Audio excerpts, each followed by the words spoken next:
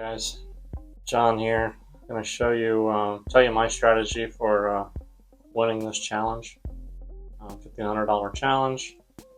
I've been having a rough time buying cards on eBay lately. It just seems like for 100 cards that I buy, maybe a handful are worth grading. There's just so many issues. I don't know what's going on. People are getting rid of their junk stuff. It really sucks. Everybody's taking pictures of it inside a penny sleeve, inside the top loader, with lights flashing off of at different angles. I'm not saying people are doing it on purpose, but it makes it hard to judge a card when you purchase it to, get the cards that you want to grade. So that's going to affect how I'm going to do this challenge based on what I'm doing with my personal cards. Challenge also has some unique rules to where we may be able to send multiple submissions to PSA. So I'm going to try to get the cards a little bit quicker and determine if I want to send some in ahead of time. The deadline for us sending our cards together as NBC, I think, is May 15th or 16th, whatever that Monday is. So we have a little over a month to get the cards and to be ready. So if I can get some cards ahead of time and maybe send them before that, we'll see how that works out. We got to show the cards on the video, so all that stuff's got to come into play. So I'm focusing on pre-graded slabs. Because I'm having a hard time on eBay getting cards, I don't think I have the time to buy 20, 30 cards to try to find a handful to grade. I'm going to be targeting HGA slabs. I prefer them. I think based on our history with doing crossovers, they've done the best, especially 9.5. I will look at SGC, Beckett, CSG, especially if they have pre-grades.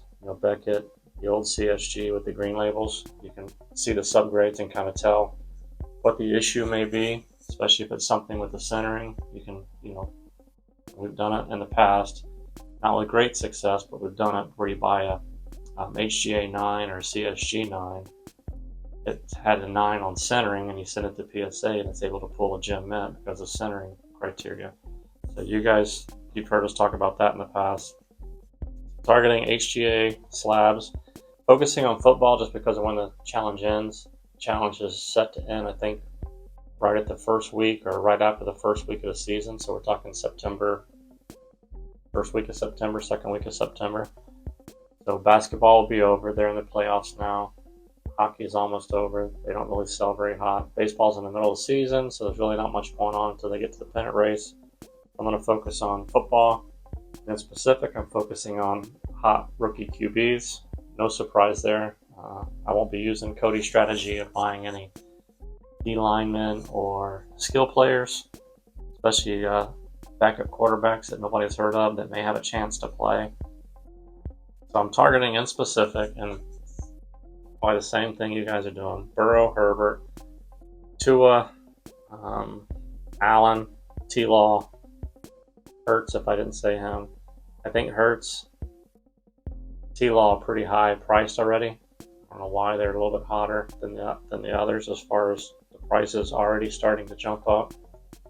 It seems to me Burrow's the hottest card to get, like the most expensive. So I'd love to pick up some Burrow. I don't know why. It's not a big market.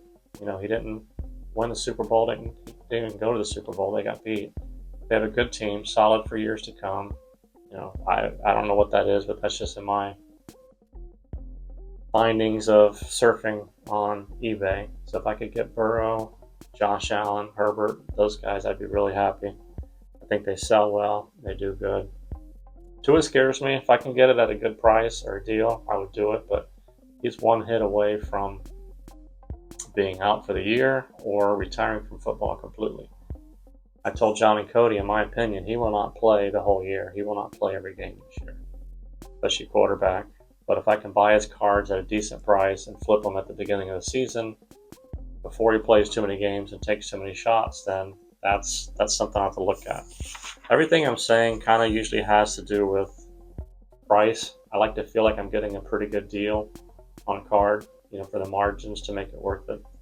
This challenge, I don't feel like I can do that. I just have to find good cards that I want to get and get them quickly. Maybe send them off to get them graded so I don't have time to search for deals. Buying pre-graded cards, it's a little bit harder to get slabs also.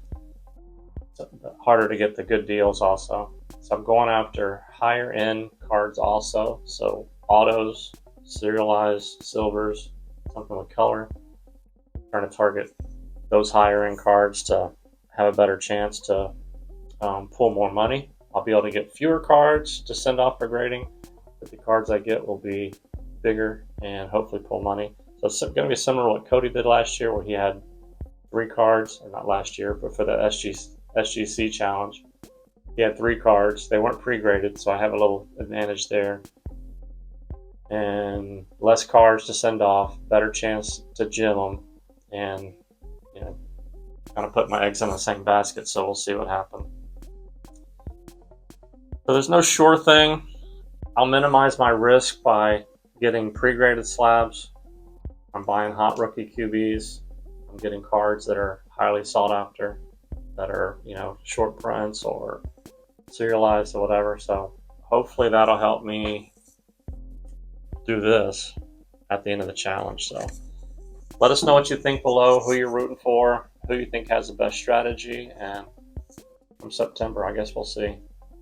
Appreciate you guys.